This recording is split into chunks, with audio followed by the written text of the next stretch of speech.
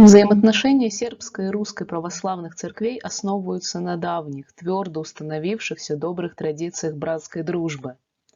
За весь период истории эти отношения можно охарактеризовать как отношения взаимной братской любви.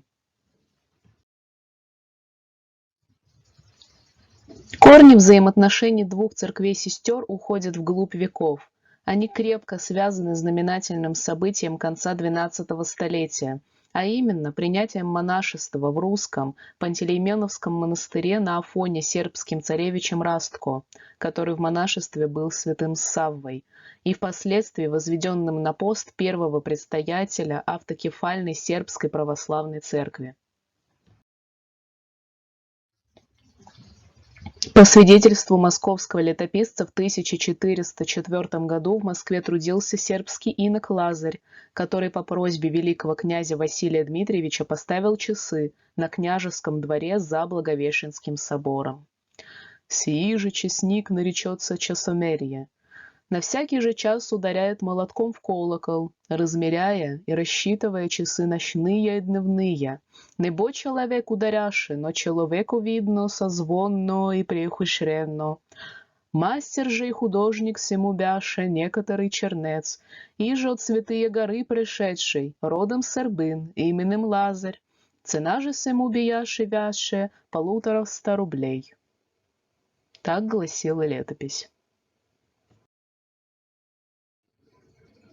С покорением Балканского полуострова турками православные славянские народы обращают свой взор к единоверной и единоплеменной с ними Московской Руси.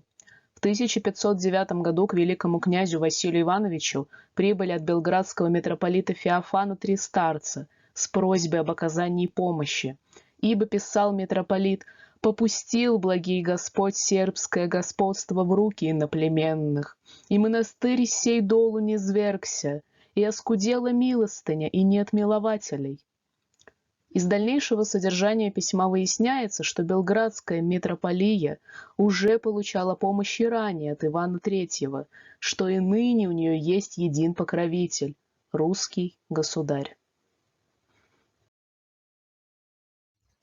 В XVIII столетии в пределах нынешней Украины нашли приют тысячи православных сербов. Когда-то они покинули родину из-за турецкого гнета и переехали в Австро-Венгрию, но и там встретили унижение и несправедливость. Братское отношение юго-западных славян к единоверным, единокровным русским людям выразилось в ответе митрополита Черногорского Петра I французам, предложившим по указанию Ватикана отказаться от сношений с Россией взамен на предоставление ему титула патриарха всех сербов и 200 тысяч франков. «Русские нам не враги», — говорил митрополит, — «а братья по вере и племени. Любят они нас, как и мы любим их. Славяне лишь от союза с могущественной и родной Россией ждут себя спасения и славы. Без русских пропасть и всем другим славянам».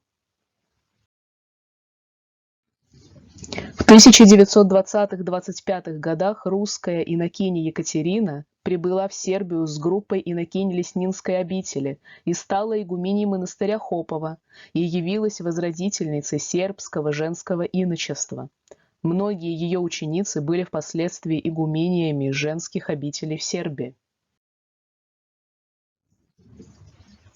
В 20-е, а затем в 30-е годы, когда единству русской православной церкви угрожали внутренние раскольники, главным образом обновленцы, сербская церковь одна из первых решительно высказалась в поддержку патриарха Московского и всея России Тихона и осудила раскольников как нарушителей святых канонов и отступников от чистой веры святого православия. Трудным для решения вопросом, который осложнял добрые отношения двух церквей-сестер, был так называемый Карловацкий вопрос. Получив пристанище в королевстве сербов, группа русских архиереев-эмигрантов в ноябре-декабре 21 года в городе Сремские Карловцы, отсюда название Карловчане, составила церковный собор, который учредил архиерейский синод во главе с митрополитом бывшим Киевским Антонием. И карловчане стали выступать от лица русской церкви во вред ей. Хотя раскольники в своей деятельности находили поддержку тогдашнего королевского правительства, тем не менее Сербская церковь брала на себя подвиг посредничества в переговорах с ними Патриаршего престола. Если и не был достигнут желаемый результат, то виновны в этом раскольники, отвергнувшие принимаемые меры к умиротворению со стороны сербов.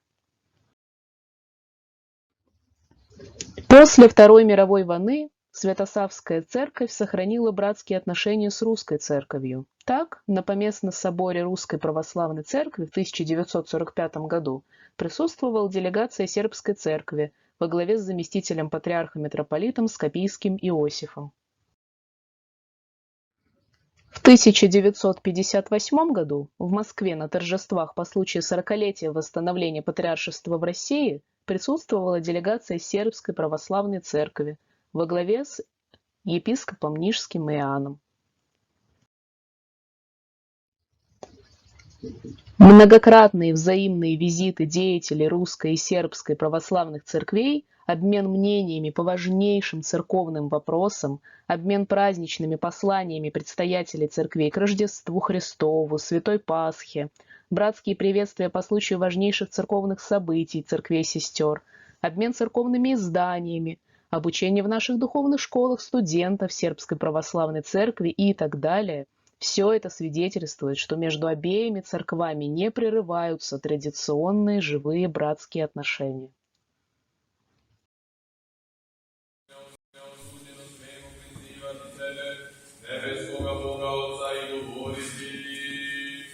Отче наш, koji si na nebesima, da se sveti ime Tvoje, da dođe carstvo Tvoje, da bude volja Tvoja i na zemlji kao na nebu.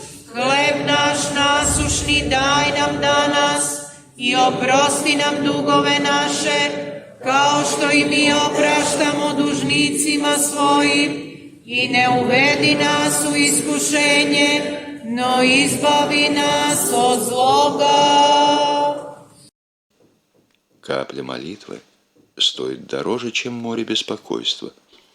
В особенности не следует отчаиваться из-за Церкви Божией. Если чему-то на свете обеспечена окончательная победа, то это победа Церкви Христовой. «И врата ада не одолеют ее», — сказал Господь.